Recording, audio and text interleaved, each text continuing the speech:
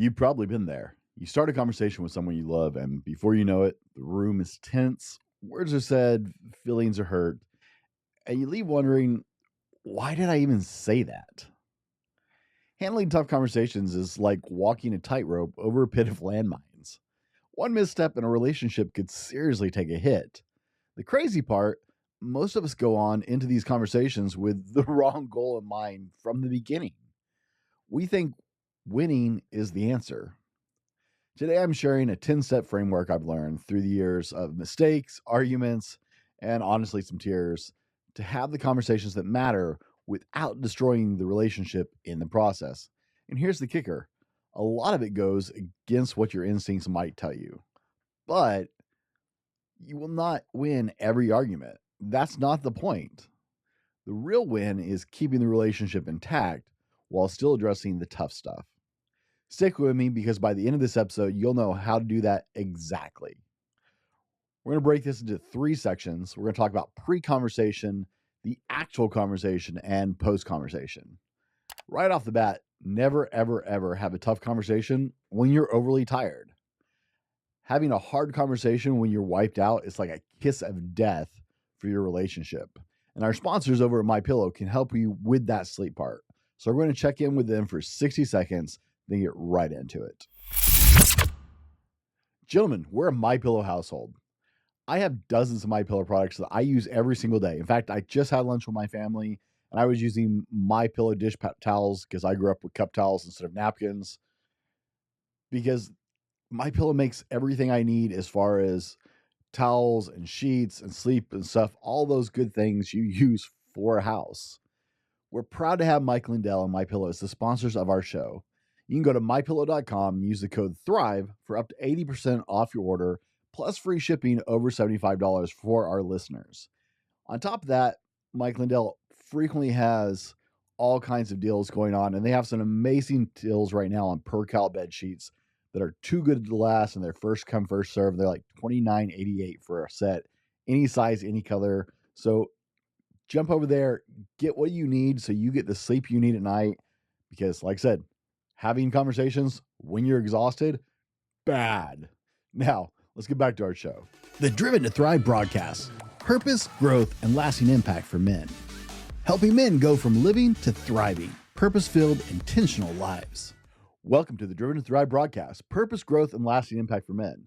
I'm your host, Brent Dallin, and we help men go from living to thriving, purpose-filled, intentional lives. Now, I'm doing this episode as a little more of a baritone bass today because my throat is wrecked. So bear with me. Maybe we'll get lucky and my voice will stay like this.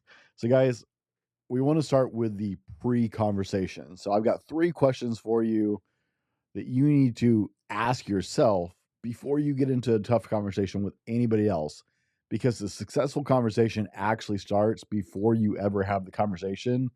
It starts when you start thinking about having the conversation. So point number 1 is, what is your motivation? Before you say a word, ask yourself, why am I having this conversation? Is it for me? Is it for the relationship? Too often our conversations are about proving we're right or justifying a decision or venting frustration. And that's where the damage starts. I remember one time I started a conversation with my wife about an issue. My real motivation, it was to vent and get validation. I was frustrated for an issue at work. It had nothing to do with my wife. But I started a huge conversation with her about something important that really had nothing to do with her. So she was completely blindsided. And guys, this was a huge mistake. She felt attacked. I was totally off base with this and totally out of line. The whole thing blew up because it was never actually about communicating. It was really about me just blowing off the frustrations I had from work. And I took it out by picking a fight with my wife. And it was utterly stupid. So before you're going to have a conversation with your wife, your child, someone important to you, because that's what this whole conversation is about, is having hard conversations with people you care about. Ask yourself these questions. Am I trying to force an issue? Am I serving myself or the relationship? Is this for me or for us?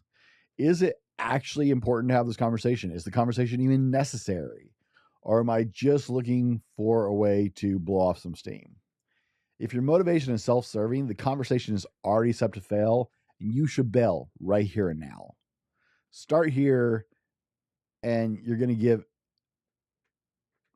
every other step in this thing total failure if you start with a negative motivation. So you need to really check that temperature, guys. I mean, think of this as checking your compass before you start a hike.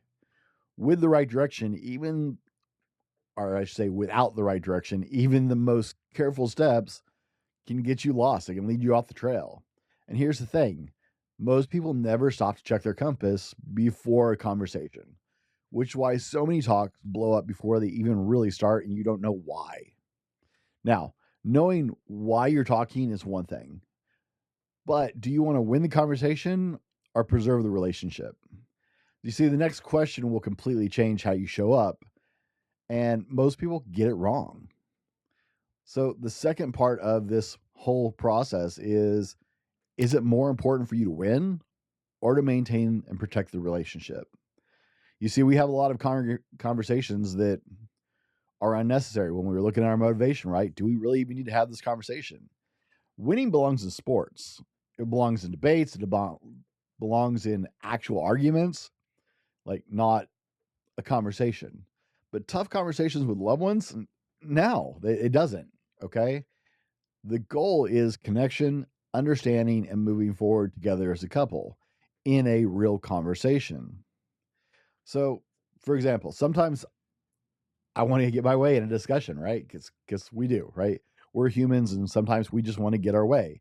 You have that discussion with your wife, and really you're trying to get what you want. Let's face it, we've all done it. And sometimes when I want to just get my way in a discussion with my wife, I'm thinking, all right, but choosing winning often means that my wife feels unheard, or maybe manipulated, because I'm really good at debating, and so I'm pretty good at these power debates. It was a big thing for me in school. So she can feel really manipulated if I'm going in with this I'm going to win mentality, because if that's your mentality, you're going to manipulate things to win. She might feel disrespected, and then the issues escalate. Instead, I've learned to focus on getting the thought moving when I talk to her, not on making her see my way, not on winning, not on, hey, we're going to have this huge. I just want to get the thought moving a lot of times, because that's when progress actually happens. So, for example, I'll say something like, hey, I've been thinking about X, and I think it would benefit X because of X. And you can fill in those blanks. We've all done it, right? I've been thinking about buying this new workout equipment because I think it would benefit all of us, because it's something we could all use and it will help us all feel better, right? You have this conversation. But here's the important part. With my wife, I have to say, hey, would you think about that some? And later, after you've had some time to think about it, love to hear your thoughts on it. Now, why do I do it that way? Because I know my wife doesn't like to be put on the spot, and she likes to have time to think about things. Now, she's thinking about it, so when we talk, we're coming together as equals. It's not an ambush of a conversation. It's not about winning the conversation. She's now equipped, and we're coming together to have a conversation, not an argument or a debate. If you chase the win, an ambush is a great tool. But if you're chasing a conversation, an ambush is utter destruction. And you'll lose more than just this argument. You'll lose trust, you'll lose intimacy, you'll lose emotional safety for your spouse. The relationship is the scoreboard. Winning becomes irrelevant.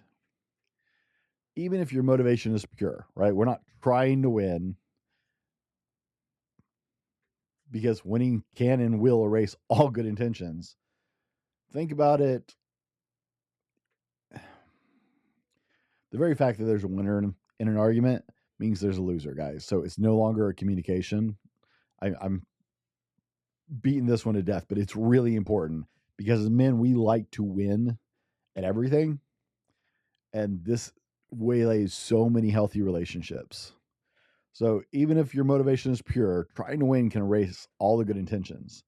Think about it. Have you ever been right in an argument, felt like you lost anyway? That's because relationships aren't scored like debates. And that's why most people completely misstep in this area.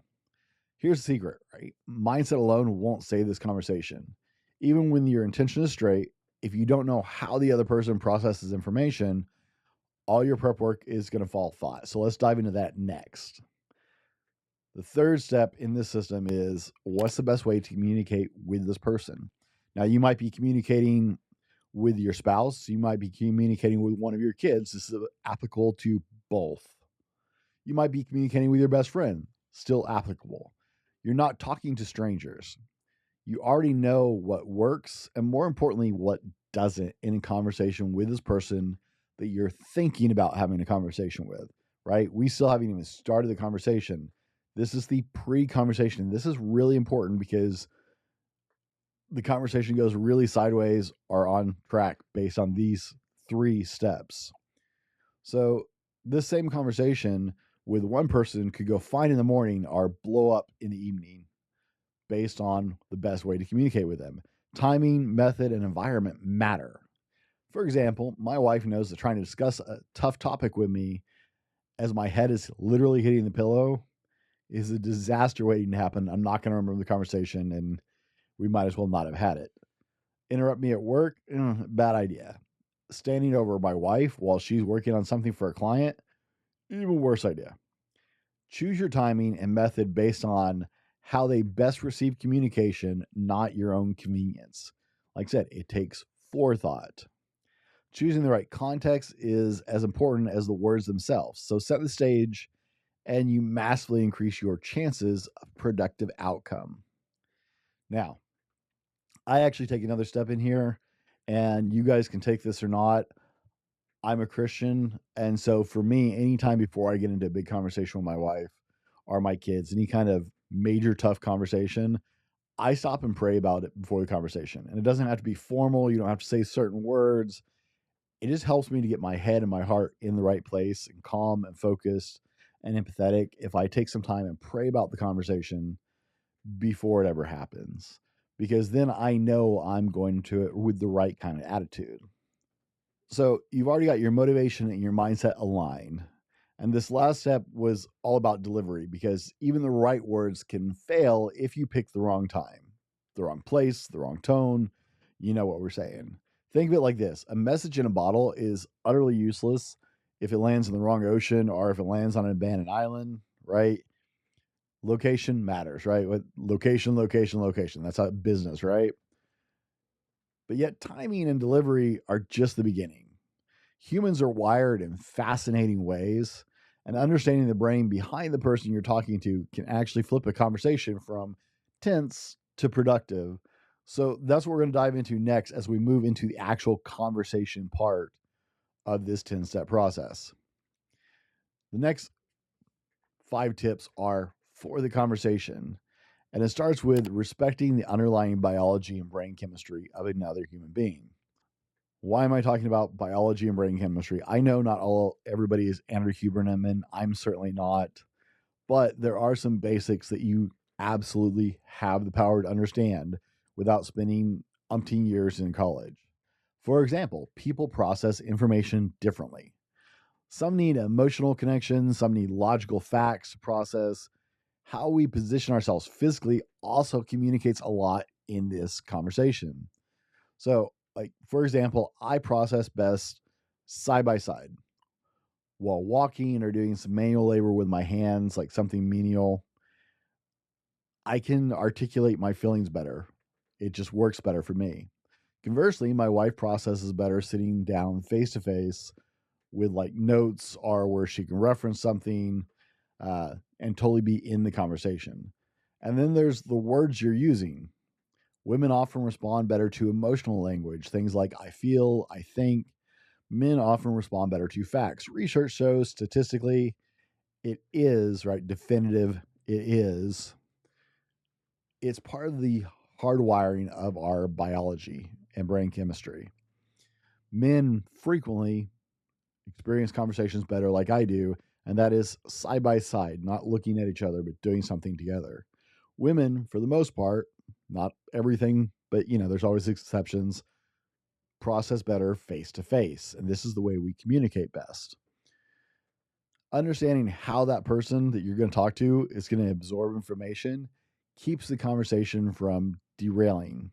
It's not manipulation, it's actually meeting them where they are and how they think and process things, which makes you a more effective communicator. Now, notice how this connects everything so far, right? We started with motivation and mindset and delivery, and they all meet here in respecting how the other person is going to process information most effectively. Did you know that standing over someone or arguing face to face at the wrong moment can literally trigger a defensive chemical reaction in their brain? That's why positioning matters a lot more than you think. That's why on my dad's show, I encourage dads to get eye to eye with their kids instead of standing and talking to them. It has to do with neuroscience and it has to do with the way we communicate best. But brains aren't everything. You could still absolutely sabotage the conversation if your words don't land with love. And that's why communicating with care is our next big step. And that means sticking to one issue. You see, most tough conversations fail because people dump their emotional baggage in, right? Once you start talking and the conversation heats up, we tend to drag old trash into it, emotional baggage, stress, everything else. Once we engage and it gets a little tense, everything just is word vomit, right? Stick to one issue per discussion. Plain and simple. Don't drag in add-ons. Don't pull in past failures or use terms like you always or you frequently do this or you never. Guys, I've learned it the hard way. Once I tried to pull in an argument, but ended up listing every perceived past mistake that my wife had ever made. And it was a total asshole move on my part. My wife shut down. I got frustrated. The whole conversation collapsed. Women frequently have a habit of pulling old issues in particular. The minute you start dragging in old baggage, you've lost the value of the conversation and any productive outcome. And now you're just doing damage control. This conversation cannot move forward with you defensive about old things or with you assailing them with old shortcomings or failures. Clarity leads to results. One issue equals focused discussion. Brain dumps equal disaster. So sit with that one because this is going to derail a lot of meaningful conversations. By focusing on one issue at a time, you prevent the conversation from turning into an emotional dumping ground. And here's a mind blower for you. Most failed conversations aren't about the big issue that you were discussing. They fail because someone brought up everything else all at once. Zooming in keeps the dialogue sharp and manageable. Yet even focusing on that one point won't work if your words are cold or harsh. Delivering the message with intentional love is a secret that most people skip, which brings us to step 6, which is communicate with love. See, every person hears value, kindness, and positivity differently. They also hear the negative stuff differently. So use the other person's love language. Now, if you're not familiar with love languages, I absolutely 1,000% that's always in the library on my website. I cannot tell you enough. That book will change your world, and you absolutely need to be familiar with the concept of love languages. If you're not familiar with the person's love language, then get familiar. Like I said, these recommendations aren't for strangers, though several of these conversation basics have some benefit there with strangers as well. This conversation techniques, these 10 steps, is really for dealing with people who are close to you and having hard conversations with them. Now, all love languages can be used in communication. If you don't know your love languages, one of them is gift giving. And it's like, well, how do I work that into the conversation? The fact is, you can elicit the feelings for a language like gift giving without a physical gift. It's in tailoring the way you speak to elicit the same emotional response to that gift giving. And like I said, you absolutely need to read the book. It will change your relationships for the better, I promise you. My wife responds best to verbal affirmations, which is a love language. It is not my love language, so it's a big struggle for me because it's actually the bottom on the scale for me. I respond best to actions. So knowing your person, knowing the person you're talking to is really important, right? Knowing their love language, learning to speak their love language in verbal communication is going to be an incredibly valuable skill as a husband or a father. Also, avoid derogatory languages like sarcasm, pot shots, stuff like that. It negates the positive direction of a conversation. If someone goes on the defensive and you can't get that recovered quickly, the conversation's over. It's failed. Guys, I've had to bail and pivot many times because I went sarcastic or I put my wife on her heels.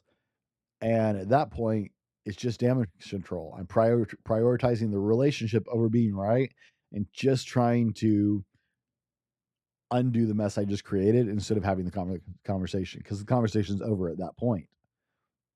My voice may not last this whole time. So love is an amplifier. Without it, even perfect words can sound harsh. So learning to communicate with love verbally will secure and stabilize the conversation while protecting everybody emotionally and mentally. But here's where most people trip up. You can speak with love all day, but if you're not listening, you're still going to miss the mark. And that's why active listening is the next game changer. So step 7 is to practice active listening. Listening is more than hearing words. It's observing the tone, the body language, the emotion, the facial expressions. When my wife shares something difficult, I try and focus on how she's feeling, not just what she says. So I'm trying to read her facial cues and her body language and the tone and the energy behind the tone. And I try and repeat it back what I heard for clarity and check in and make sure that she feels understood. Now, I try. I don't always do this well. This is as much for me as it is for anybody else. Now, for all of us who don't remember lower elementary very well, here's a quick review of what active listening looks like. And if you want to skip ahead to the next point, I understand that. But based on just my observations of society, the majority of people are not taught what active listening is anymore. So if you've forgotten or you've never taught, that's good language.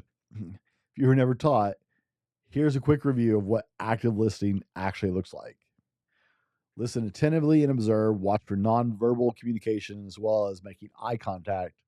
Listen for emotions, not just words.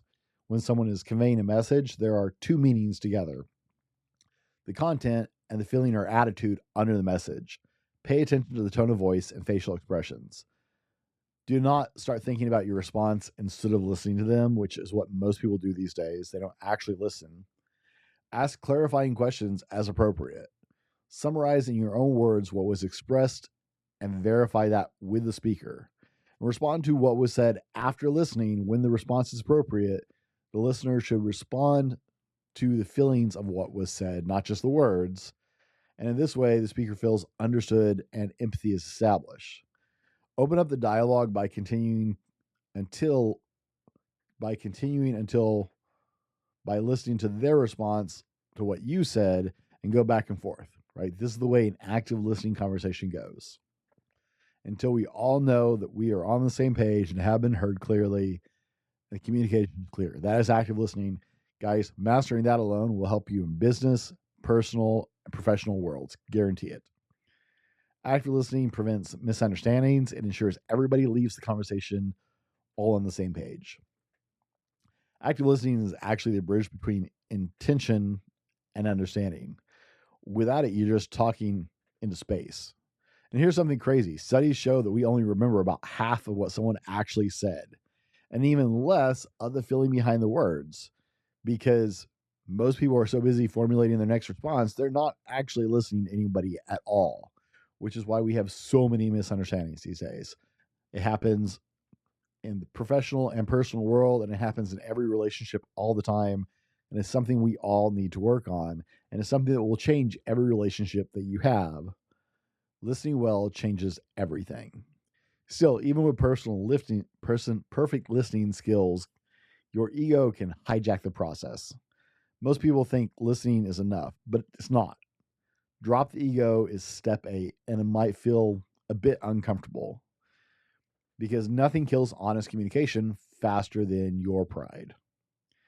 Ask questions, admit that you don't understand or you don't get it, embrace feeling a little foolish.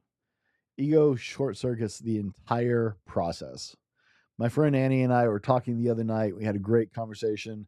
And one of the things that he conveyed to me that he practices both as a husband, as a father, and even in the business world is that it's better to feel dumb and clarify than to be dumb and walk away thinking everybody's on the same page. He will ask the questions, even if everybody else in a meeting is like, yeah, I totally get it. He'll be like, I don't. Explain it to me. When his daughters share something with him, he's like, I don't even know what that is. Can you catch me up? Right? This is something he practices in every aspect of his life. And guys, it is a huge value add. But most of us let our ego get in the way and we hear a fraction of what was said. And then we don't ask questions because we don't want to feel dumb or make them feel like we're not listening to them, which was probably the case. But you have to keep asking questions. You have to let that, oh, I might look bad or I might look stupid go, and actually ask questions until everybody is on the same page and understanding. And guess what? Especially like in the work environment, if you're confused in a meeting when your boss is handing out instructions, you're probably not the only one in the room. You're just the only one brave enough to say anything. Humility keeps the conversation productive. Ego ends the conversation almost instantly because ego clouds clarity. Showing up humble and curious lets the conversation be about connection, not proving a point. And that's what conversations really are. It's about connection. You know, the majority of arguments aren't lost because of facts, but because someone can't admit they might be wrong. That's why ego is the silent killer in tough talks. Even with humility, conversations are meaningless without actions. This is where a lot of people think the job is done, but they're wrong because until we set a clear, actionable plan, we haven't actually achieved anything. Gentlemen, if your relationships are not where you want them to be, I want you to know I got you. Relationships take a lot of work and they can fall on the back burner pretty easily as you are empire building your life. Men often suffer from damage to their relationships while they're trying to provide for the people that are those relationships. I know it's a sick loop. Well, I help men with the skills, techniques, and solutions to rebuild thriving relationships with the people they love. Even if you've struggled with being the husband or father that you wanted to be in the past, it's not too late. Reach out, schedule your free discovery call at purposedrivenmen.com to learn the skills you need to connect deeply with the people who make life worth living. So this is step 9, which is the end of the conversation section and the beginning of the post-conversation section. Because the conversation still has to happen, but as you come to an understanding, step 9 is the follow-up beyond the conversation. It's creating an immediate action plan. Because this whole conversation was totally useless if you both forget it. If you both just have the conversation and walk away from it. Without action, you just went through a whole lot of headache for no reason. So immediate action plans need to follow tough conversations. You need to define the required outcome. We decided this. Okay. So this is the required outcome. Define the steps or the process to achieve that required outcome. Define the time frame to achieve the outcome, and define the definition of that outcome being achieved. Now, if this sounds a whole lot like setting goals and completing goals, yep, because that's what you're doing. You had a tough conversation. You came up with an answer. Now you need to put together the action plan to make that work. Otherwise, why did you bother to have this conversation? This transforms it from a tough conversation to an actual tangible process to make sure that whatever you talked about isn't lost. Action is the bridge between conversations and results. Without it, the conversation is just noise and will be forgotten, causing much harder feelings because you had this tough conversation and that took a lot out of both of you emotionally, most likely. Guess what? If you forget it and don't do anything with it, it's going to cause harder feelings. It's going to damage that relationship.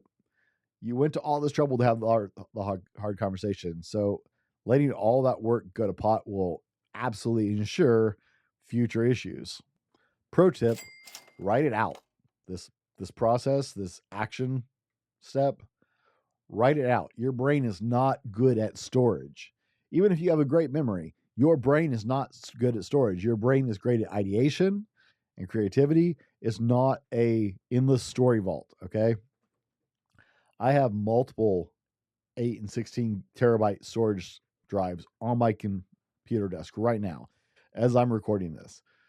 My computer, great at processing. It doesn't have a big hard drive, and the more you put on the hard drive, the worse the computer performs. For actual storing information, and I have terabytes of data, I have external drives. That's all they do.